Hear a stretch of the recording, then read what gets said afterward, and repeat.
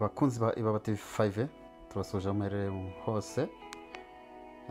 Uyu mugoroba rero tugiye kugezaho gato cyane ku makuru ya Rayon Sport. Ibyiriwe bivugwa rero kuri uno munsi wo kuwa kabiri muri Rayon Sport ni abayobozi bashyashya b'urwego rw'ikirenga cyo bita mu cyongereza Supreme Organ rwa Rayon Sport, aho tuvugamo Perezida Paul Muvunyi na Visi Perezida Dr Emile Claude Rwagacondo. Babonanye na nyiri Skol Rwanda uwo bita Thibaut Lelecom nk'uko tubitangarizwa rero no ku rubuga rwa Rayon Sport rwa Twitter cyangwa se X.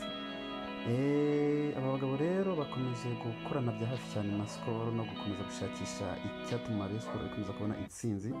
Aba bagabo rero bimwe mu byo batangaje ko bafite gahunda yo kujya bagatsindagira gutsinda ibitego byinshi cyane kabisa, yuko ariyo ntego. Tukongera twabona Rayon Sport itsinda ibitego 2, 3, 4 kuzamuka, tugasubira kuri 4G tugasubira kuri 5G. Ngayo nguko rero ibyo byose nibyo bagiye baganiraho. Abantu benshi rero baba bakomeje kubivugaho ku bitekerezo bitandukanye.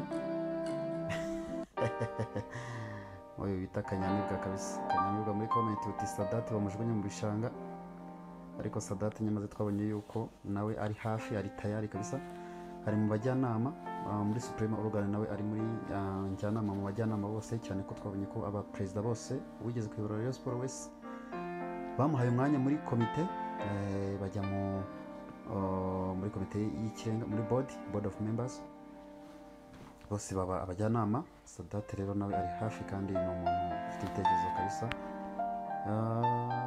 Muri komite ngo Ruzindana Joseph uti kandi Rayon Sport igiye kubaho nk'umwami. Igiye kubaho nk'umwami kubera iki?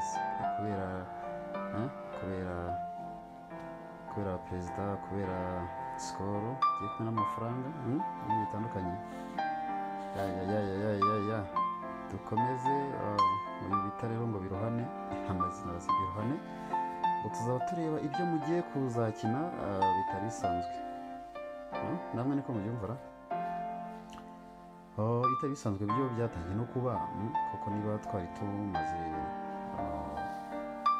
twatangiye no sezo dutsinda ibitego bike cyane rwose, ariko aho urebeye uko ibihe bigenda bitambuka, iminsi igenda iza, tugenda dutsinda ibitego byinshi bitandukanye kabisa, za Kiyovu tuzikubita 4 n'andi makipe atandukanye.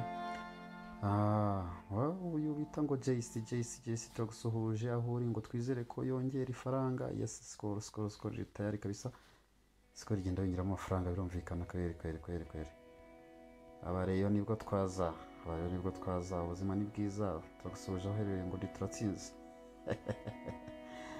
Aba Rayon nibwo twaza. Rayon Sport murera. Bakunzi banyu muri hehe? Twizere ko kuri match ya Gorilla muhari. Kuri match ya Gorilla tubibutse ko match ya Gorilla na Rayon Sport, Gorilla izaba yakiriye, ariko umukino uzabera kuri Pele Stadium, ubwo ni ku cyumweru guhera ku isaha 9. Ubwo rero mugomba kuba muhari nk'abariyo mwese tukajya gushyigikira ikipe yacu, tukajya gutsinda ikipe ya Gorilla ikunda kutugora cyane, bitanga niwe umuntu wacu ariko iratugora. Iza yisize insenda kabisa. So rero bafana bakunzi ba Rayon Sport, muzayishyigikire ikipe ya Rayon Sport ku cyumweru saa 9.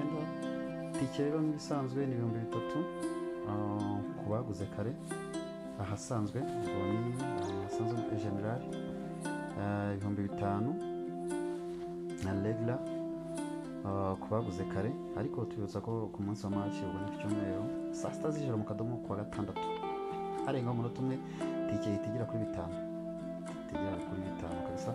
Ubwo rero nabashishikariza kugura kare mukaramura ayo 2, ariko si ukuyaramura no kugira ngo muzabumwe mu Skol mu gihe muri kuri stade muteza imbere ikipe yanyu mukunda cyane Rayon Sport.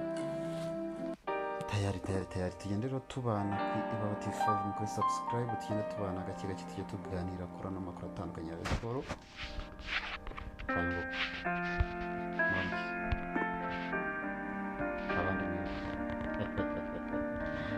sawa turi kumwe.